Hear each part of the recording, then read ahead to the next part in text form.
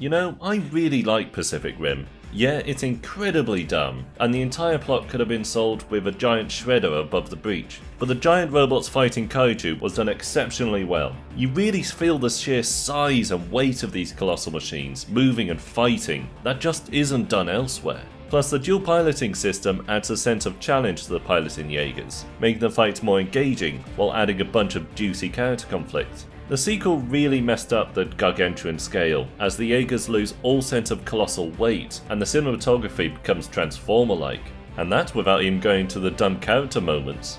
In any case, last year a spin-off was released on Netflix, so you can't call it quits on this franchise just yet.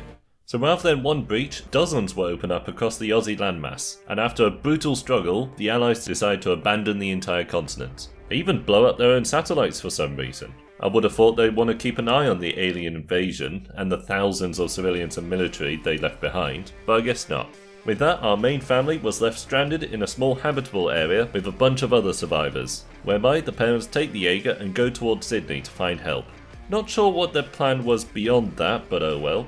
5 years pass, and the siblings Haley and Taylor have grown up to be overly protective and desperate to escape.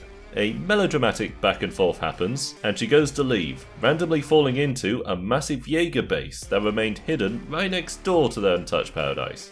She accidentally triggers an alarm alerting a massive kaiju, which then destroys the paradise, killing everyone there. Thus begins the journey towards Sydney to find their parents and escape the Black. I quite like this opening. It does a good job establishing the characters with some major drama, and more importantly, it establishes the stakes. A pair of inexperienced pilots in a single weaponless Jaeger in the middle of hostile territory with no help at all.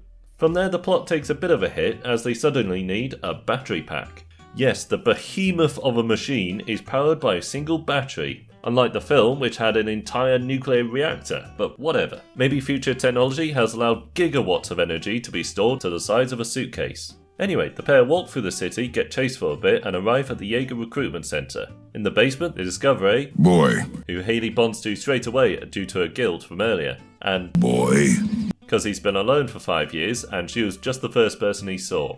Nice little relationship based on established stuff. They take boy to the Jaeger, whereby they discover the Giga battery is as fragile as a china teacup. Yada yada stuff happens and they're brought to Shane. From the outset, he's shown to be a ruthless leader who seeks to dominate every situation he's in. I particularly like the mind interrogation he does to Taylor, as he establishes his ruthlessness, cunning and abilities all in one go. There's a bit of a shaky moment not long after, where Shane allows May not to pilot the Jaeger. On one hand, time is of the importance, but on the other, her false memories could have been revealed to her. But then she ends up piloting with Taylor anyway. Personally, I would have had one of the siblings pilot the Jaeger with a few gunmen to their backs, with May or even Joel holding the other sibling hostage. So some stuff happens, Shane for some reason doesn't force the siblings into his service and tries to have them killed. Worse still, Shane radios the gunman and doesn't keep an eye on May, pushing her to help the siblings break the Jaeger out, wrecking his entire camp in the process. At least this action scene establishes he genuinely cares for her, even if he stupidly orders his men to pointlessly waste ammo. Seriously, what on earth are they doing? The scene afterwards, however, is without a doubt the best scene in the show. Not going to spoil it, but something shockingly brilliant happens that I've rarely seen. More stuff happens, the siblings discover their parents' Jaeger and kill the first kaiju with the help of boy. But it turns out it's actually a kaiju himself.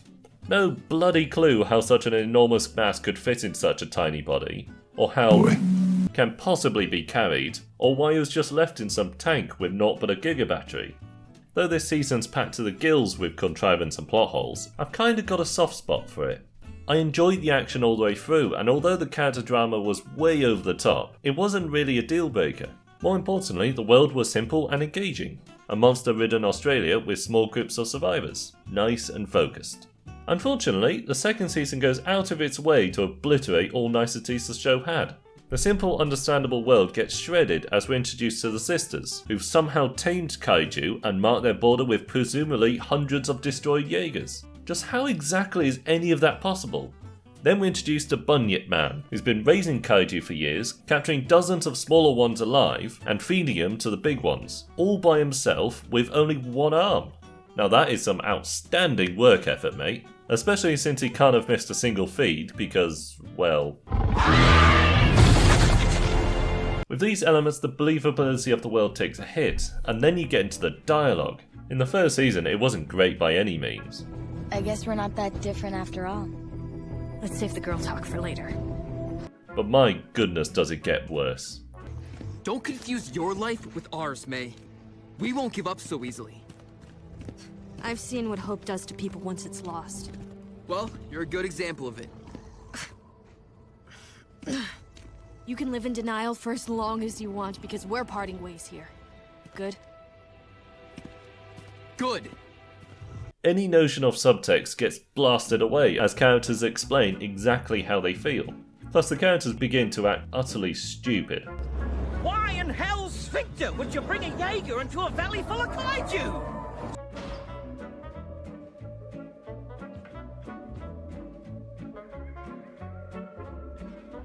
But let me make something very clear. If it's a fight you're after, we'll give you one.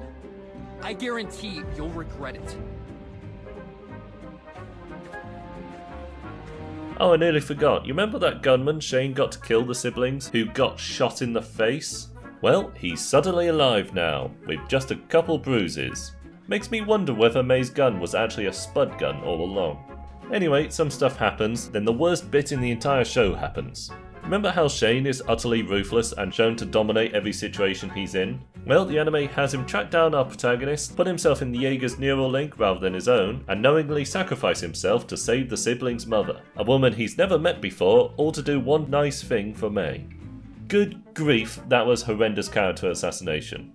Putting aside the insane convenience that the captured woman turned out to be their mother, or that Shane didn't immediately pop her in the head, what the hell did the writers do to him? So many possibilities for such a ruthless, calculating villain that cares for May is just scattered to the wind.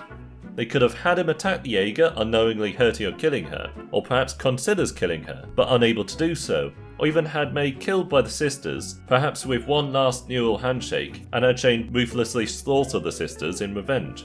But no. All we get is a really stupid attempt to redeem the villain, contradicting everything about his character.